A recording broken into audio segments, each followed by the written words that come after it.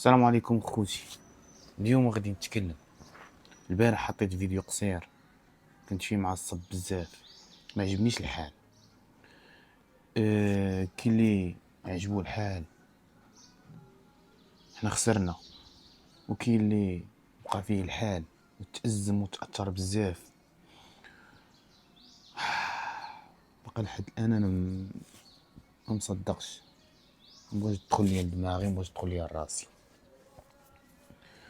ملي قلت ان الماتش مخدوم، كاين شي وحدين اللي ينتقدوا الماتش ما مخدومش. فرنسا لعبات، فرنسا لعبت، ولكن اللي بغيت نوصل لكم ولا الاداء ديال المنتخب ديالنا راه ماشي هو هذاك، وان الاداء ديال السي وهبي راه ما كاين حتى فرق بينه وبين وليد الركراكي. وكنظن ان كي غادي نقول هاد الهضره هذه غادي يقول لك كدير تشويش وكدير سميتو، ولكن اللي بغيت نوصل لكم ان الفرق ما بين وليد الركراكي وبين وهبي فرق كبير. سي وليد الركراكي في قطر شفناه تقاتل 6 الماتشات، ربح 6 الماتشات. وهبي ربح 6 الماتشات. دونك ركراكي تقاتل مع فرنسا، زمط ليا فرنسا، واخا كانت من غومه هي ومن ضوغه، زمط ليا فرنسا. ولكن كنشوفوا الاداء ديال وهبي في هذا الماتش هذا، ما ماتش ما والو. شفنا واحد اللي شناه هو ياسين بونو. اصلا ياسين بونو ملي كانوا خارجين من الفيستير، غادي نحط لكم شي فيديوهات تشوفوهم، ملي كان خارج من الفيستير arrête un penalty, quand l'attaquant marque on trouve ça normal, mais quand le gardien l'arrête évidemment c'est extraordinaire, et là il a bien fait pour maintenir son équipe dans le match. Cela dit, Mowabi a eu 10 bonnes minutes pour rectifier des choses dans son équipe du Maroc. Donc on rappelle qu'elle n'a pas cadré la moindre frappe. La seule frappe qui est arrivée à proximité du but de Maignan, c'était ce coup franc raté par Achraf Hakimi. Que faut-il changer côté marocain? Moi je pense qu'il faut essayer d'étirer un tout petit peu les lignes françaises et خارج ما فاهم والو، كيسول في حكيمي وكيعاود كيشرح ليه. بين الشوطين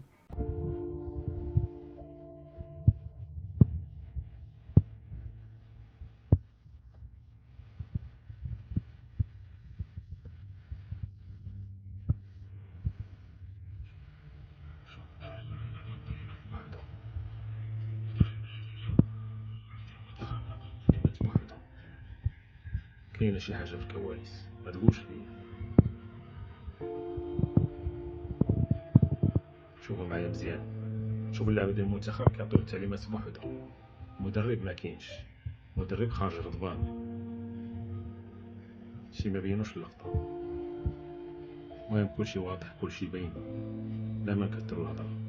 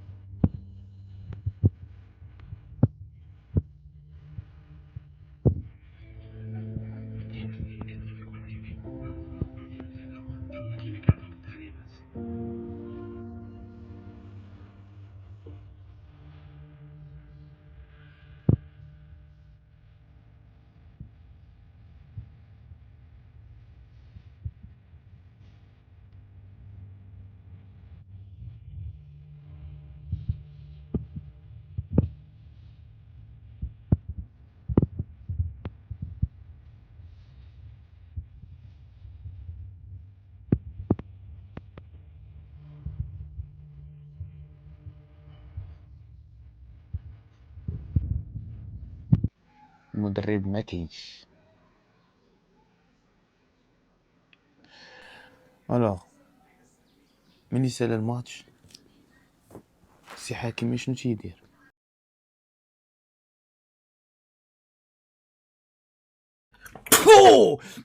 faux! Espèce de sombre pourriture que t'es! Un capitaine, ça?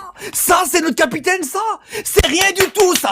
Ça, c'est... Une image a provoqué une immense polémique au Maroc après l'élimination face à la France en quart de finale de la Coupe du Monde. Sur les réseaux sociaux, une photo largement partagée semblait montrer Achraf Hakimi en train de sourire avec Doué quelques instants après la défaite. Mais après vérification, cette image est un faux. Elle a été générée ou modifiée à l'aide de l'intelligence artificielle et ne correspond pas aux images authentiques de la rencontre. Les véritables vidéos montrent au contraire un Achraf Hakimi profondément affecté par l'élimination. Le capitaine marocain apparaît le visage fermé, visiblement très ému. Désiré Doué s'approche même de lui pour lui adresser quelques mots de réconfort, tout comme son ancien coéquipier Kylian Mbappé. Quelques instants plus tard, Hakimi rassemble également ses partenaires afin de leur remonter le moral et de les encourager malgré cette désillusion. Une attitude qui illustre son rôle de leader au sein de la sélection marocaine. Qui est à l'origine de cette fausse image et dans quel but? عزيز علينا داك الولي هذا ولدنا وحبيبنا. انا شيء لم يكن بحال ما خاسرش كيضحك. ما فهمتش انا علاش انت خاسر وكتضحك. علاش مدخلين السياسه مع الكره؟ علاش عباد الله؟ واش حنا باقي لحد الان كنخافوا؟ حتى شنو غيطرا؟ شنو غادي يطرا؟ بغيت نعرف شنو غادي يطرا في ملك الله. حنا قادرين نتقاتلوا مع فرنسا، ندخلوا لبابا. ما شنو غنديروا ليها كاع؟ حنا ما غتخليناش هاد فرنسا هادي شاد علينا شي حاجه نخرجوا في طول الارض. راه ارضنا او نموت، بلادنا او نموت، راه بلادنا او نموت. ترامب اللي كنقولوا هكا دار اتصالات. تصريحات ترامب زادت من حدة هذا الجدل قبل ما ندخلوا النقاش، لأنها أكدت بشكل رسمي يعني وجود تواصل مباشر ما بين رئيس دولة ورئيس الاتحاد الدولي لكرة القدم في واحد الملف يعني ديسيبلينير انضباطي كيخص واحد المنافسة بحجم كأس العالم. شو ما كاع نشوفوا بحال هكا المهزله هذه، الاحصائيات كامله مع هولندا حنا فايتينو، مع البرازيل حنا فايتينا في الاستاتيستيك، اسكتلندا فايتينا في الاستاتيستيك، هايتي فايتينا بالاستاتيستيك، كندا فايتينا بالاستاتيستيك، جينا حتى لفرنسا ولينا كنتفلاو. علاش حنا هاد القضيه هادي ديما مع فرنسا غنبقاو بحال هكا كنقولوا حق هاد العام داز حتى 2000 وكذا وكذا 2000 حنا كنقولوا دابا غنبداو نقولوا حتى 2030 عاوتاني نتلاقاو مع فرنسا نفس المشكل. تالين علاش وهبي ملي اللعابه كيعطيو لبعضياتهم التعليمات؟ فينك وهبي؟ فينك رئيس الجامعه؟ فينا هو؟ بان في شاشة مرة واحدة حدا انفونتينو، من بعد فينا هو؟ بغيت هادشي اللي بغيت نعرف انا، فينا هو؟ علاش هاد العبات هذا؟ علاش كاين اللي كيقول نبيعو ياك، كاين اللي كيقول لك ما نبيعوش، كاين اللي كيقول مخدوم، كيقول لك ما مخدومش. واحد الفئة وراه ماشي حتى شي واحد كيكره المغرب، كلشي كيحب المغرب، غير شي فاهم وشي ما فاهمش وشي جا الوسط كيقول حسبنا الله ونعم الوكيل، قدر الله ما شاء فعل. هادشي اللي كاين. وغادي شي وحدين قالوا لي علاش ما تكلمتيش على الكراغيله وعلى شاب. نهار كانوا كيحرقوا الدرابو ديالنا ودابا راه فرحانين. نتوما تشوفوا خوت دابا بعد ما خسر المغرب امام فرنسا، شوفوا الجزائري فرحانين.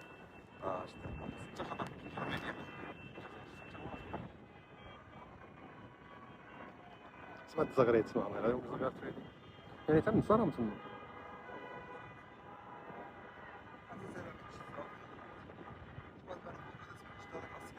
شفتو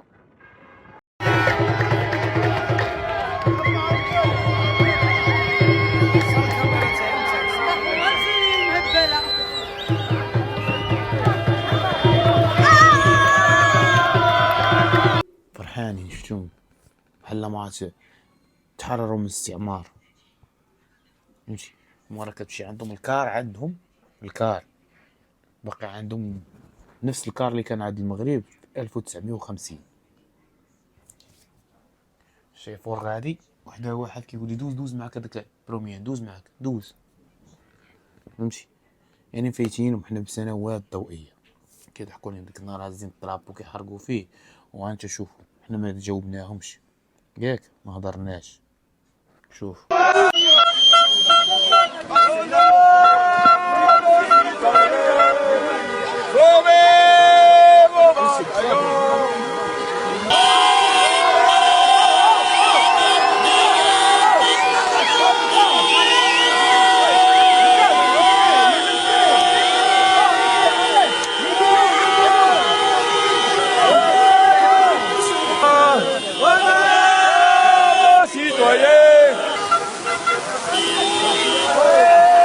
الفرنسيين ردوا عليهم بالمثل. حنا ما هادو هما اللي كيشجعوا فرنسا امبارح، اللي فرحانين ليها و فرحانين.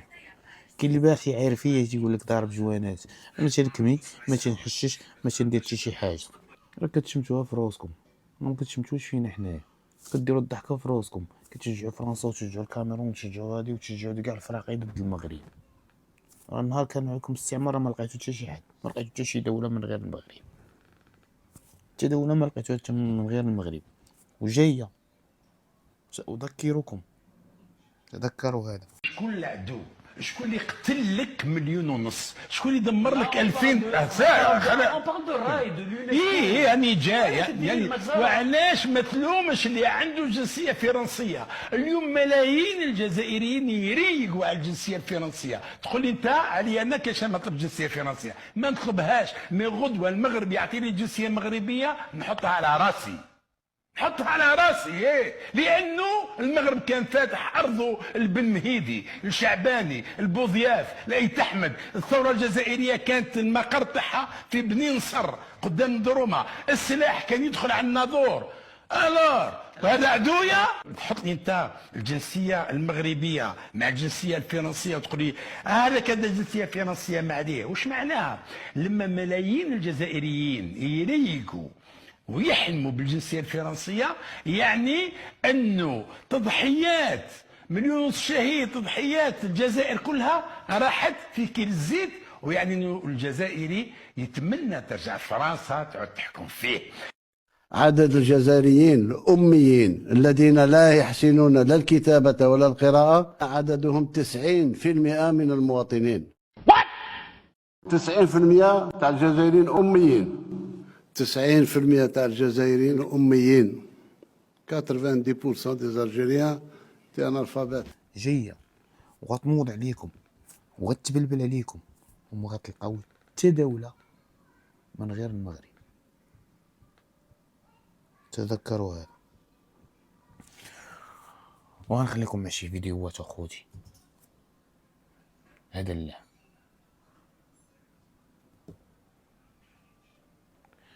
ما غاديش نقول لكم كنتمنى يعجبكم هاد لا فيديو، وكنتمنى ديروا جيم وبارطاجو.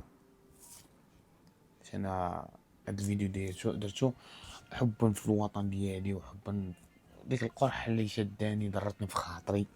انا ما موالفش ندير هاد الفيديوهات بصفه عامه، كيف كتشوفوا السكريبت غادي ما حاطه بدماغي، ما كيف كندوي عفوي غادي نحط لكم داكشي، ما غنموطي مو والو.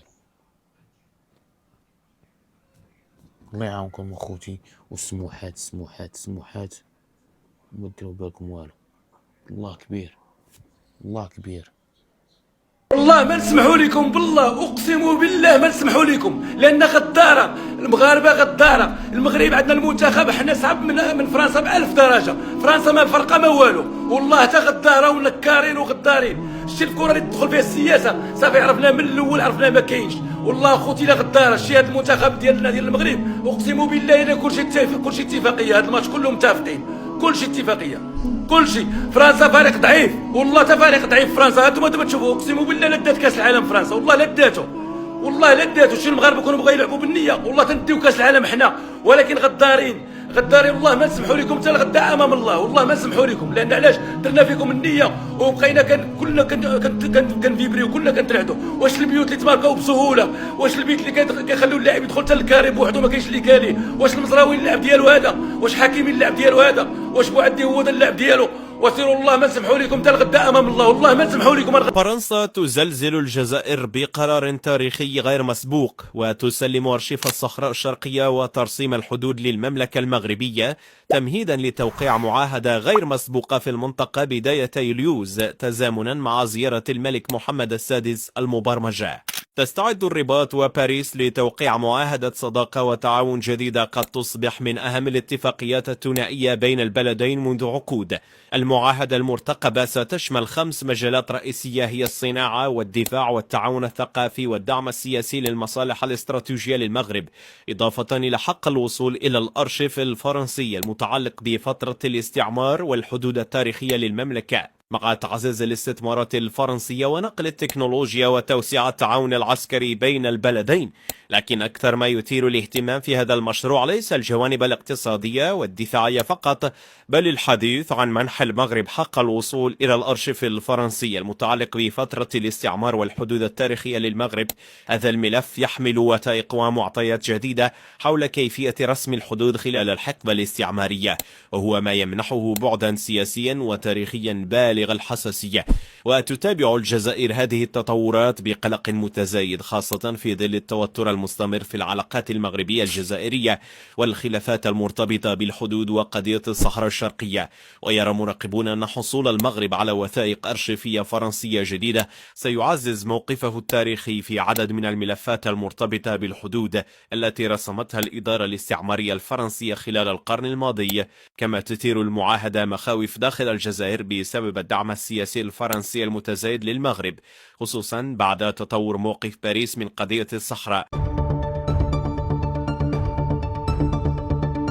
هناك تطورات حدثت قبل ساعات قليلة، قبل قليل مثل ما نقول قالت لنا العصفورة أن بعد أن اعترض المنتخب الفرنسي على طاقم التحكيم الأرجنتيني اللي موجود في هذه المباراة، الفيفا قرر إرسال حكم ومساعد حكم تقنية الفار إلى ملعب المباراة. ونحن نعلم كريمة أنه في هذه البطولة حكام الفار كانوا في مركز البث الدولي، كانت لهم غرفة خاصة ومن هناك يديرون التحكيم وليس في الملعب. وكنت قد عملت تقرير على هذا الموضوع قبل أسبوع تقريبا. لكن في هذه المباراة وعلى ما يبدو بعد الاعتراض الفرنسي على طاقم التحكيم الأرجنتيني اللي موجود، قررت الفيفا إرسال الحكم وحكم مساعد السيد طبعا غونزاليز ومساعدة من نيكاراغوا غوزمان السيدة غوزمان إلى الملعب ليكونان في داخل الملعب في حال حدوث أي طارئ أو انقطاع البث أو انقطاع التقنية. ونحن نعلم أن الفيفا لا تعترف بانقطاع التقنية، يعني الفار إذا انقطع في الملعب الحكم سيستمر في اللعب ولا يتحجج بانقطاع البث من دالاس من المدينة. لذلك نظرا لحساسية المباراة سيكون حكم الفار موجود مع مساعدة في داخل الملعب.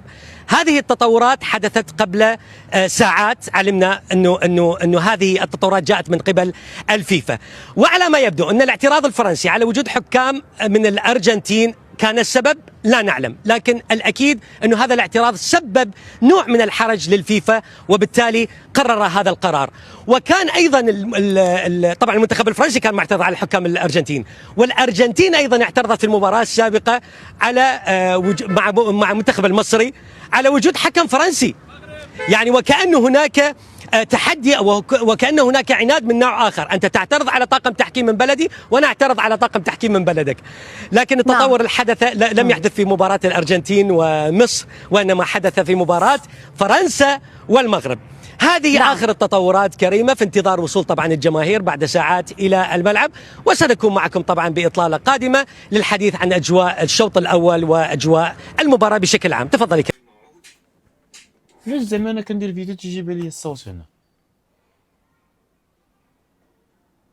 شنو بلاني هادي زعما؟